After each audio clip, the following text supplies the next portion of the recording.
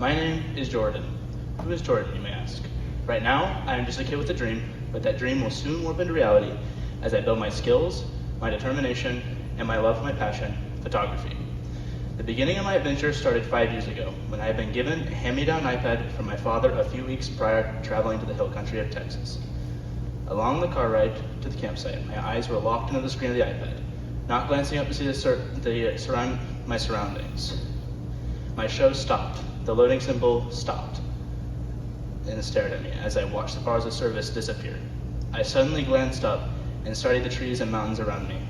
Noticing that I was not anywhere near my hometown, I was intrigued by the mountains that were not present in my hometown, and the trees were no longer the same green pine trees, but thick, intimidating oaks.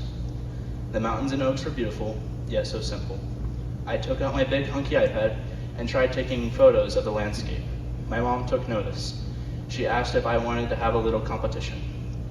My competitive nature forced the words "yes" out of my mouth.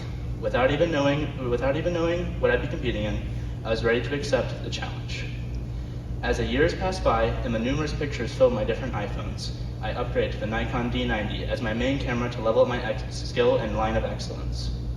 This camera is not the shiniest or brightest or newest, but my mentor, Amber Hagen, told me a wise piece of advice. It is not the camera that takes a great picture, it is the photographer who creates the magic. These are some of my earliest photos I took with just an iPhone. The pictures shown here are taken with an iPhone SE. These may not look like much, but these pictures are the birthplace of where I started in photography. My personal favorite is the picture of the mirror with the reflection in it. You can see it in that corner there. The time of day and the headlights added behind give this creative lighting and brings the photo together. I pride myself on being extremely creative in my photography. Whether it's the angle, lighting, or editing, I love to add a creative flair.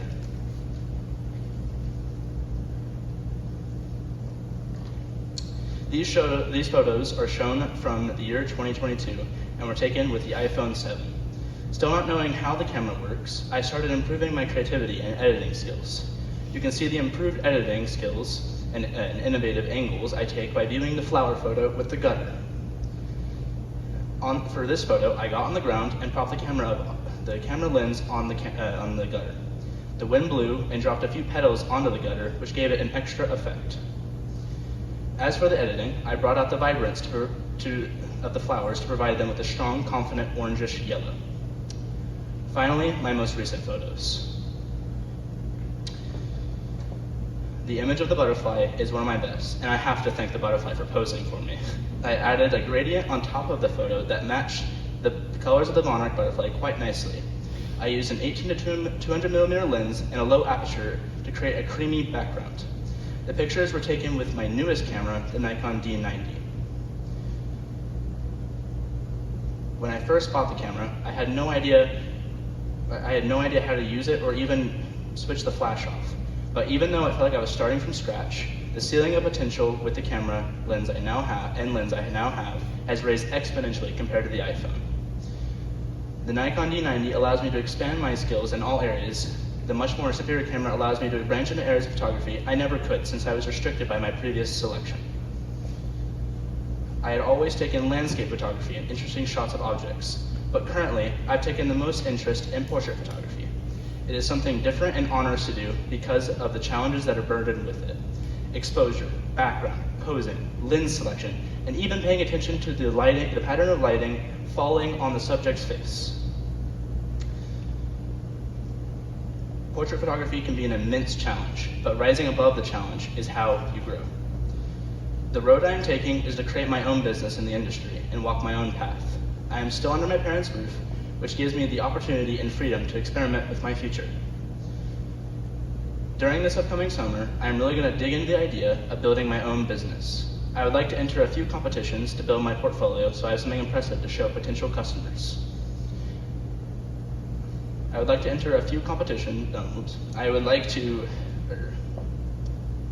am committed to entering at least 2 photography competitions from the Woodlands Photography Club this summer.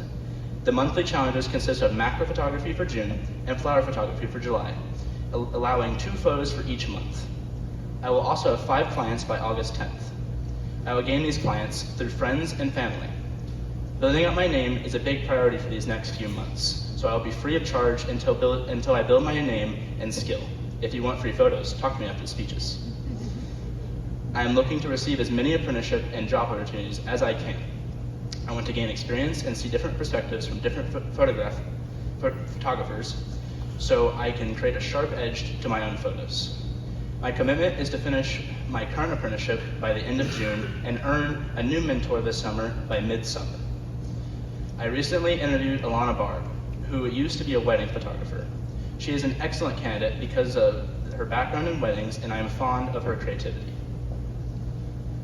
I would love to base my work around weddings, families, and portrait photos in general. I want to help capture special moments that families can look back on and always remember. Helping or creating happy, joyful memories is something I want to prioritize. My family's own emotions and bonds inspire my mission in this industry. Capturing the connections and bonds that families share through a lens is my calling. Laughter, happiness, love. These emotions deserve to be captured so that families can cherish and remember them for a lifetime. I desperately want to change the industry in many ways, but above all, I want to change the amount of stress placed on families or individuals. A photographer should always help to ease the tension and pressure during a shoot.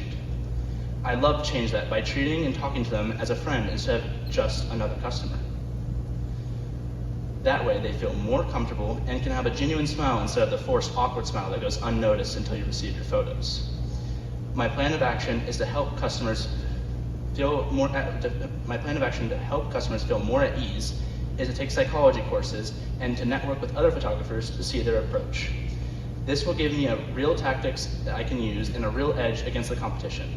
Distinguishing myself from others with an original flair and clear portraits that are different and new will be another priority of mine.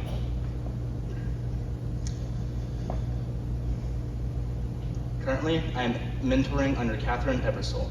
She constantly tells me to find my niche.